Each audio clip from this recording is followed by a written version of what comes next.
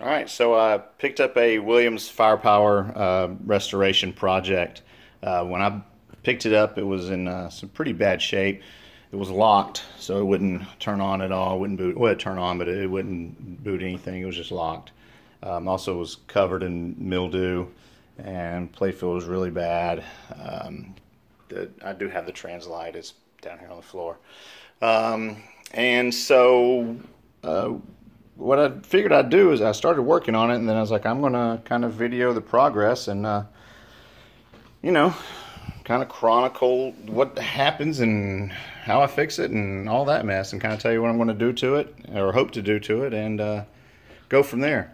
So what happened when it started, it was locked up. The reason being is the battery compartment had a bad solder joint up here. So I resoldered that and put new batteries in it. Then I was able to unlock it through the service menu, and then it started blowing the fuse instantly.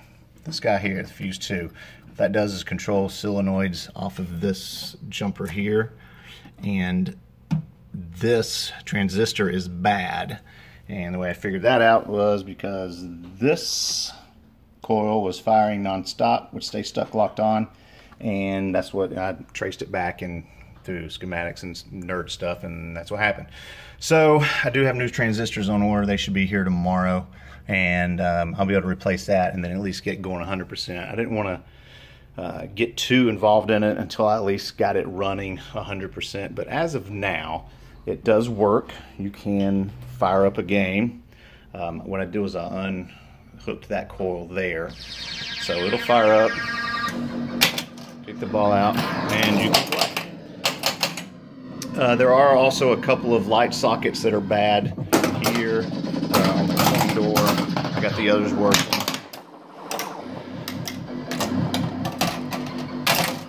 And I got a couple switches that are stuck when you hit them. One of these, I haven't figured out which one yet, but one of these, when you hit it, will stick, and so it'll just keep rolling 100 points. I got also a bad target here. That's not even the right one. This target's not the right one either. So there's a couple of things that need to be replaced. It's got a couple plastics that are bad. But my main concern is to get it running before I really work on a lot of cosmetic type stuff. Hang on, that's annoying. Before I work on a lot of cosmetic type stuff, I wanted to make sure I could get it working. And then after that, I'm going to pretty much bulletproof all these boards. I'm going to pull this battery compartment off and either install an NVRAM or a remote battery section down here. That way it'll keep this from happening, and pretty much everything else. That's just a lot of heat. So then I've got a back capacitor here. So all these boards need to be reworked pretty much to, you know, for it to be safe, and so you don't have problems down the road. Also, this is 48-pin connector is known to have major issues. You can tell it's kind of dirty and stuff here, so that I'll have to replace all of that. The cabinet's pretty beat up. You know, it's got some issues. I don't think I'm going to repaint it.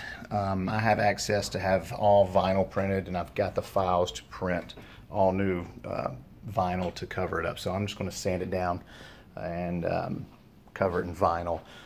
Maybe if I get, you know, the time and stuff, I'm going to actually paint it, get some stencils, and paint it right.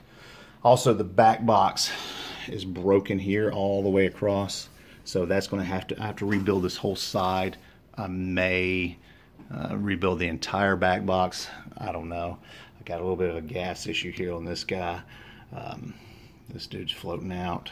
So there's a lot of little tinkly things that needs to be done to it. As far as what I want to do to it, I'm going to replace everything with LEDs. I did pull up the playfield and clean all the inserts and all the bulbs, so it at least lights up. I did replace these, and then the fire up there with LEDs. As you can tell, they're a lot brighter and look a little better. But yeah, I'm going to replace everything with LEDs because it makes it run a lot cooler, and I think looks better. I did get colored LEDs for the back box. People usually do not like that, but I think there's a lot of scratches on this translite. So I think if the colors I've I've picked and matched will really make this pop and also hide some of the scratches that are on it. You know, flipper buttons are going to be replaced. I've actually already got those. They're in this pile somewhere over here, right there. And I'm rebuilding the flippers in the process of that. I've already rebuilt this one. This guy's next. There's some of the old ones. That's the new, so that kind of, you know, shows you the difference in how bad the bushings and stuff were wore out on it. And a stroke switch and all new rubbers coming. I'm going with black rubbers. And then, you know, at some point, I'd like to get a hard coat playfield top because this playfield is seeing better days. And for sure, when the ball comes down through here, it gets in this groove right here, and as you can see, that's what happens. It goes straight down the middle. So I got a lot of plans for it, and it really shouldn't cost a whole lot of money, just a lot of elbow grease and a lot of time. I can get new legs, so that's going to be good. But I did polish the side rails and the coin door, and those turned out really good. Legs are kind of rusted beyond repair. So that's kind of basically it. I definitely got to replace this plastic, and I got an inlane up here that's bad. So that'll be done if I can find just the parts that I need, plastics that I need. I'll just do that. But I may have to do, you know, replace all the plastics, and I'm going to take the full top of the playfield apart, clean it, go underneath, do a serious deep clean under here. It's got, you know, from all the mold and mildew, I've vacuumed it out really good. There is still some mildew under here, and as you can see on the coin door, it's pretty bad. That's basically what the whole thing almost looked like when I got it. But all in all, I'm impressed. It actually works, you know, other than a few of the issues that I've described. So hopefully in a month or two, or maybe a little longer, whenever I can scrounge up a few dollars here and there and do little things at a time, we'll get it back to its brand new state. And if you don't know anything about Firepower, this is a Steve Ritchie designed pinball. It's going to be a little bit of nerd talk here. He's designed the best pinballs ever. He did Terminator 2, High Speed 2, The Getaway. Any pinball machine you played in the 80s and 90s and thought, wow, what a great pin, he pretty much designed it.